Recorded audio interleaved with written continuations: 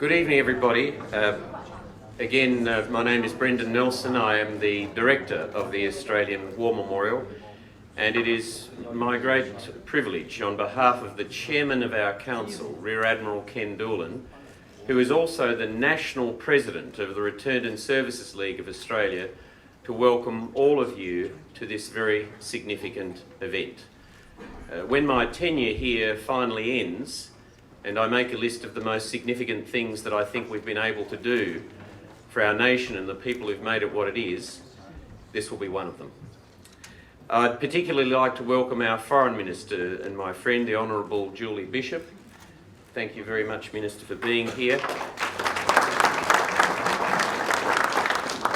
And the Honourable Tony Burke, the Shadow Minister for Finance, representing the Leader of the Opposition. Thank you very much, Tony. And I just ask you, as much as it's appreciated, to hold your applause until the end, because a little like a Chinese banquet, we have a few speakers this evening, and there are so many people here that I think should be recognised. I'm going to now recognise them, and then I will not expect our subsequent speakers to have to do the same. Our guest of honour, beyond our Minister, of course, is Dr. Chow Chak Weng, the Chairman of the Kingold Group, and his family. Welcome, Dr. Chow.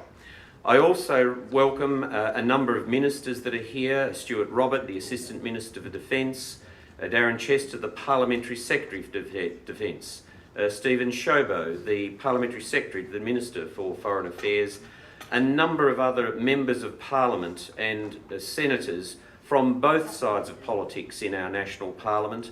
Thank you very much for being here. Rear Admiral Michael Van Balen, the Deputy Chief of Navy, Air Vice Marshal Kim Osley, who is representing the Chief of the Defence Force, Major General Jeff Sengelman, the Special Operations Commander for Australia, Dennis Richardson, a great servant of this nation, now the Secretary of the Department of Defence, and also Mr. Chris Moratis, who is the Secretary of the Attorney General's Department, Mr. Ji Wan, the Vice President of the Chinese People's Association for Friendship and Foreign Countries, Mr. Michael and Jan Harkins of the Australia-China Friendship and Exchange, the Honourable John Brumby, a former Premier of Victoria, but here tonight as the Chairman of the Australia-China Business Council. There are a number of serving members of our Defence Force here this evening of Chinese descent, and there are also a number of veterans who served our nation as far back as the Second World War that are here this evening, including Mr. Tom Cheong, AWM, who served in Darwin and then served as a wireless operator in Catalina's in 43 Squadron. And he's been here, but he hasn't even lobbied me yet about more Catalinas in the Second World War gallery, but I'm sure that's coming. And Mr. Bob Lido, Vice President of the Australian Chinese Ex-Services Association, 18 years in the regular army as an officer, Australian Service Medal with Vietnam clasp, amongst many other things. To all of you that are here this evening, and I also include in that the many representatives of the Chinese media here in Australia that are here. 60 million people died during the 6 years of the Second World War. On average, it was one person every 3 seconds.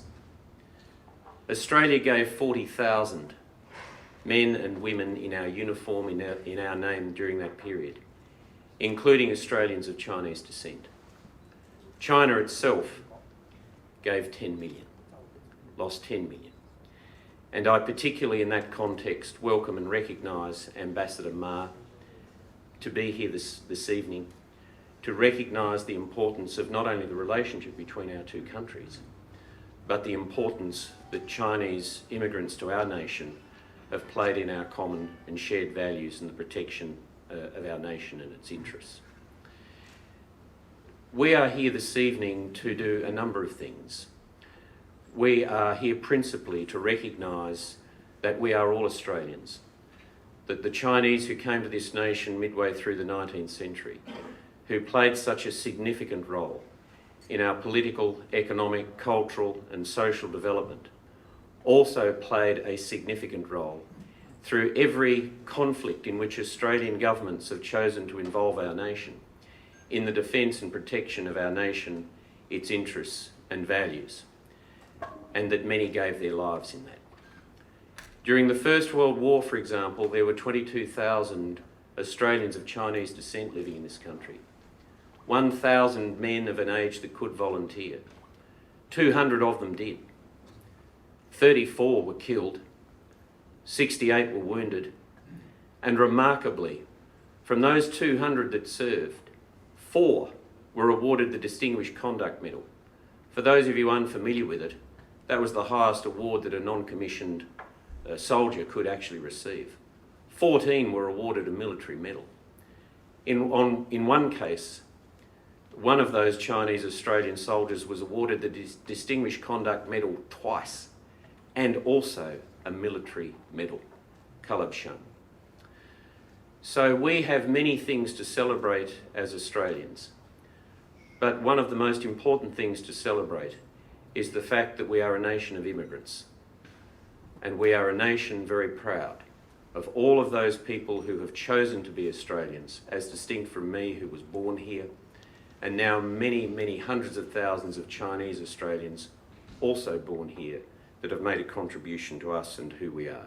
And as we will speak about shortly, a people of quiet and loyal spirit. And over those more than 100 years that Australia and the now People's Republic of China have engaged all sorts of foreign policy and defence and strategic issues, in many more cases we have shared a common view than one that is different.